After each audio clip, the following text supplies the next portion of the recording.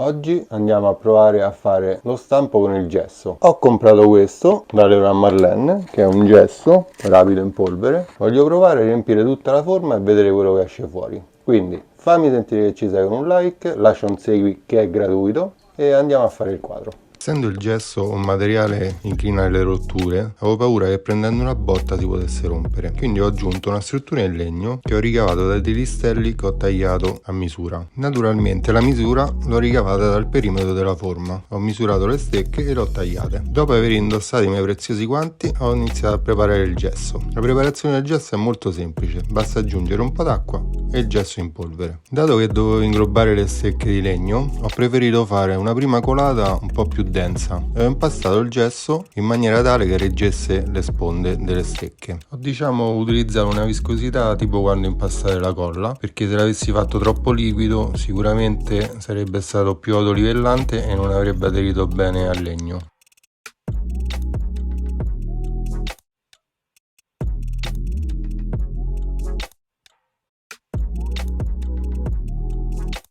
Dopo averlo colato nello stampo, ho cercato di posizionarlo su tutti i lati, in modo che dopo aver messo la stecca, nella parte esterna della cornice, ci sarebbe stato il gesso e la stecca non sarebbe stata più visibile e completamente inglobata.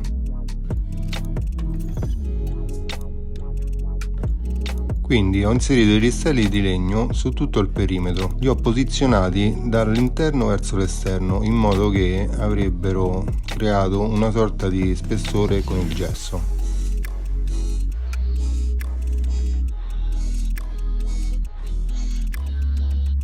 Dopo aver rifinito la parte superiore dei listelli con il gesso, ho utilizzato il gesso, quello che era rimasto al centro dello stampo, per ricoprire bene tutti i listelli, in modo da creare un corpo unico.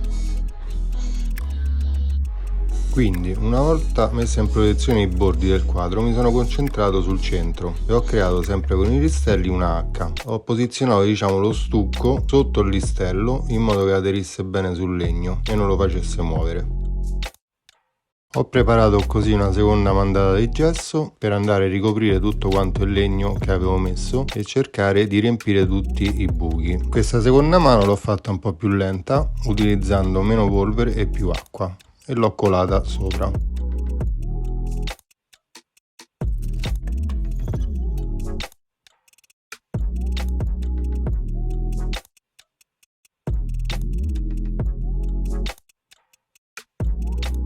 Per riempire tutto lo stampo ho dovuto fare diverse colate e praticamente ho finito quasi il sacchetto, che era di 6 kg, però purtroppo la stampa è grande e ci vuole parecchio stucco.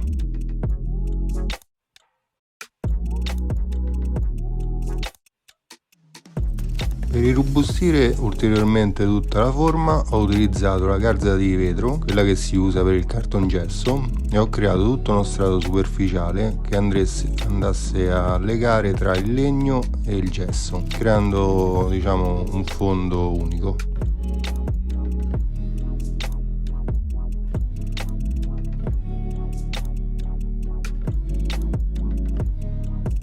Dopo aver messo le garze, mi sono occupato di riempire tutta quanta la forma con il gesso fino ad arrivare al livello dello stampo. Una cosa importante quando create il gesso è non creare grumi. Infatti, quando versate il gesso nell'acqua, dovete far sì di versarlo un po' alla volta, un po' tipo a pioggia. Queste mani successive naturalmente sono state sempre più lente, utilizzando sempre meno polvere di gesso e sempre più acqua, in modo che potevo creare una superficie autolivellante che si andasse a mettere a paro con tutto lo stampo.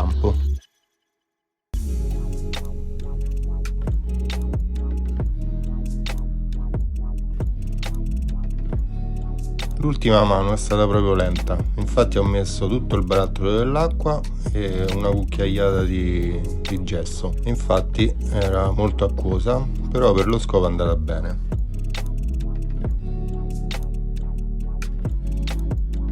Quando fate qualsiasi tipo di colata sicuramente si creeranno delle bollicine, quindi vi consiglio di battere la forma come sto facendo io, in modo da farle venire in superficie e non avere sorprese. Ho poi preso un pezzo di fin di ferro non molto rigido e l'ho modellato con una sorta di V, inserendolo poi nello stampo per farlo aderire e cercare di fare un punto d'appoggio per quando si appende, e questo è il risultato.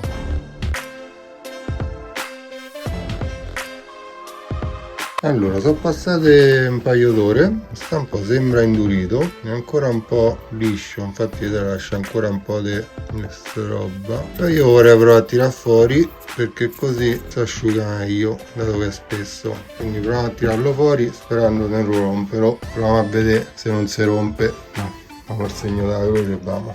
Guardate i guanti. Ma chi ti fa sti tutorial? Solo su arte graffa.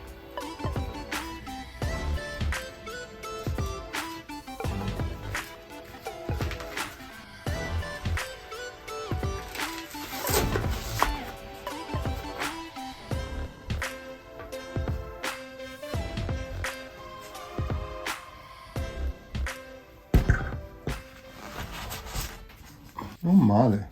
Devo dire, è venuto pure quasi il logo. Certo, raga, fatto così è pesantissimo. Sono 6 kg di gesso. Però guarda che definizione. Oddio, qualche bollicina l'ha fatta. Bastarda. Però ci stiamo. Guarda che bello stampo. Bello, mi piace.